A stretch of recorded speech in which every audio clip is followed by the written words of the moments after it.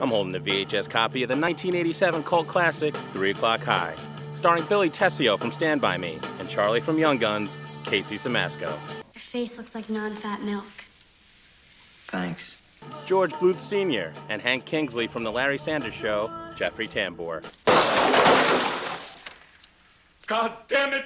Lieutenant Bookman and Floyd Gandali from Boogie Nights, Philip Baker Hall. And I have a very strong suspicion that this was an inside job. And the bad guy from Kindergarten Cop, Richard Tyson as Buddy Revell. You and me are gonna fight when that bell rings at 3 o'clock. Can't we be friends? Can't we even try? I don't need friends. In the time it takes to rewind this tape, I'm gonna answer all of your high school questions. Like, hey kids, wanna get touched? He's also got this thing about being touched. I heard he one time broke a guy's neck just because he touched him. Just because he touched it? So is it cool if I talk to you alone? If you're a fag. No. And wait, what should I do with that newspaper? You can take that newspaper of yours and wipe off your dick with it. I answer all of these and more on today's episode of VHS Breakdown. Clock's ticking. I'm Miguel Jose. I own a ton of movies, but they're all on VHS. No one wants to buy them. I can't even give them away. So I'm gonna watch these films and break them down one last time.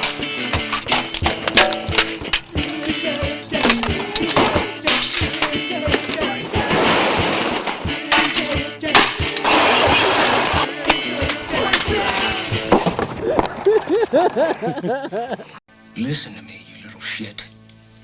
You and me are gonna fight at 3 o'clock, and there is nothing you can do about it. But... So I just watched the tape, and the movie starts off with the nerdy Jerry Mitchell going to school, with his annoying little sister and his even more annoying friend Annie, What are your plans for tomorrow night?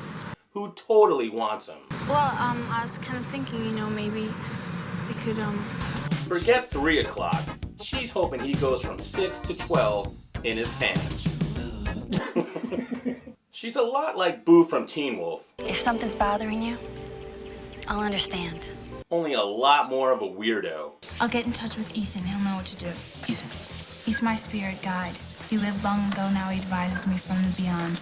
But they get to school, and everybody's talking about the new guy, Buddy. The teacher didn't know the guy was a touch freak. Touch freak? Yeah. He doesn't like to be touched by anybody. And by everybody, I'm pretty sure I heard Lisa Simpson. I'm telling you, this new guy is supposed to be a total psycho. Jerry's really nervous about interviewing Buddy for the paper. May I go to the restroom, please? And he only makes it worse when he starts talking to him at the urinal. Hi, I'm Jerry Mitchell. I'm with the school paper, the Titan. Never talk to another guy at the urinal. In fact, the only acceptable thing you're allowed to say is, hey, nice watch. If you're a fag. Oh, me? Oh, no way. I'd also like to take a second and make a comment on how old Buddy looks. Because holy balls is he old. Mick in Teen Wolf looks old. Forget it, dork! And Buddy looks like he could play Mick's dad. Hell, he could even play Mr. Miyagi's dad. His father? I didn't even know he was still alive. So now Buddy wants to beat up Jerry for putting his unwashed hands on him in the bathroom. And for doing so, he actually does deserve to get his ass beat. You're never gonna forget this happened. But the countdown to 3 o'clock is on, and with all those different camera shots of a clock ticking, I'm pretty sure this movie's the reason that I have massive anxiety. Just so you know, I don't care if you do all kinds of dope and shit. I'm not anybody's narc, Jerry literally tries everything else to try to get out of this fight. From planting a knife in Buddy's locker, and paying another bully to beat up Buddy. A plan that backfires just a little. Whap 'em! He even tries to get detention by hitting on his English teacher. Hey, Mom. Only the joke's on him, because she doesn't give him detention. She gives him some hot statutory action right in front of the entire class. Unbelievable. After reviewing all these films for VHS Breakdown, I'm 100% convinced that statutory rape was legal in the 80s. You sure you're only 15? In fact, I'm done talking about it. 15 was the legal age of consent in the 80s. Case closed! For what? So the school decides to have a fun pep rally. And by pep rally, I mean a bunch of cheerleaders come out and beat the out of a dummy while the crowd chants kill. That's some good, wholesome school spirit. Jerry tries to hide away in the bathroom stall. But wait, who's the pervert kicking in all the stall doors looking for him? Is it Buddy? Nope. It's two kids with a camera filming Jerry on the toilet. Because that's not creepy at all. Speaking of being creepy, did you all notice the books that the principal had on his desk? Justice at Nuremberg and Nazi war crimes? And is that army statue guy dropping a Sig Heil? Anyways, his horny friend Annie gets jealous of him hooking up with that teacher, and she's finally ready to bond. It's time for you and I to bond. And by bond, I mean bang. And he's about to put his pencil in her sharpener, but she gets all nervous and awkward and leaves the room. I'm guessing because she can still taste that teacher on his lips. Then in his last hope to try to get out of the fight, he lets Buddy cheat off his math test.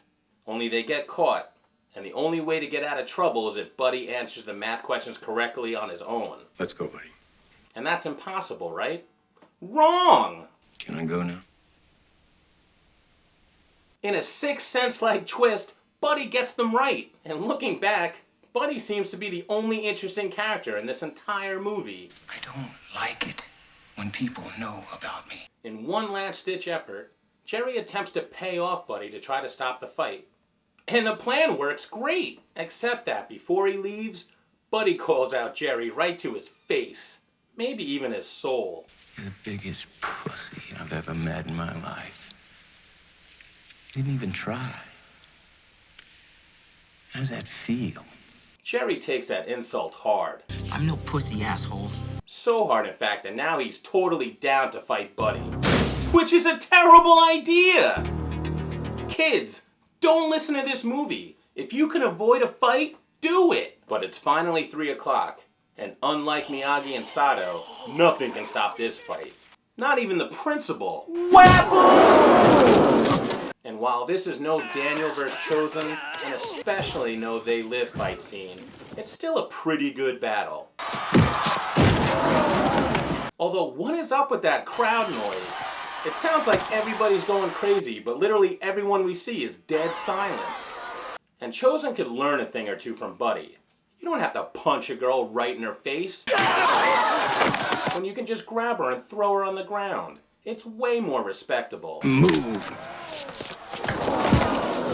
But with the help of his friends and some brass knuckles, Jerry finally knocks Buddy out.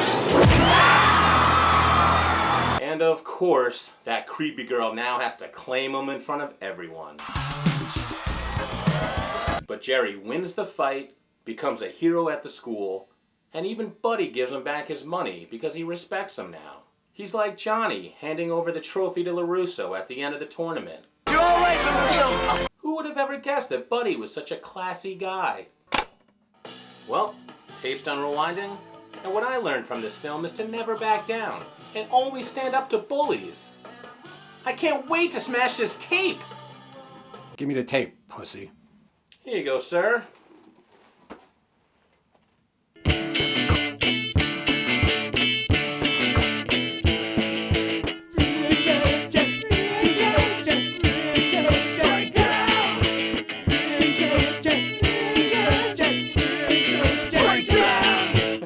So stupid. All right.